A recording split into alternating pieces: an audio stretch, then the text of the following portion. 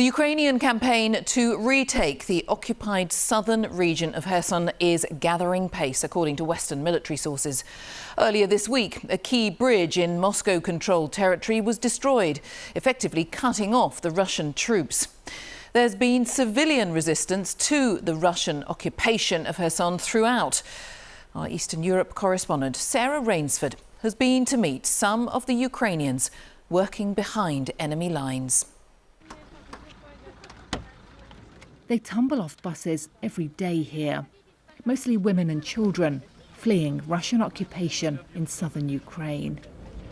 Exhausted and still wary, because it's a long, tense trip from a life where even a text message supporting Ukraine can get you arrested. It's hard, Sasha tells me.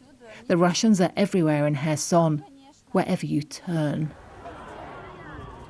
When Russian forces invaded Kherson, big crowds came out in protest. They chanted at heavily armed troops to go home. And then the Russians hit back. But the resistance didn't die. It moved underground. We arranged to meet some of that shadow army. They asked us not to reveal where or who they are. Ruch Oporu, the resistance movement is huge. It's total resistance. This man told me how the partisans operate behind enemy lines. Едет колонна, so look here. Someone's driving. They know there's a military base that the occupiers have taken over. So they drive by and film it all. That way we know what kind of kit the Russians have. The information is then passed on to Ukraine's military. Another team flies drones across the front line, hunting down more targets. They're civilians, not soldiers. But they joined the fight to stop the occupation of Kherson becoming permanent. Resistance is dangerous, though.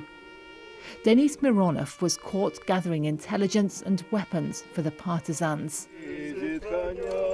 He was beaten so badly, he died in custody. His mother has evidence Denis was tortured by Russia's FSB security service. But they simply beat him to death. They tied him to a door, wrapped tape around his head, and they beat my son so badly that his ribs were broken by the first blow. They pierced his lungs. He couldn't move. He couldn't lie down or even stand.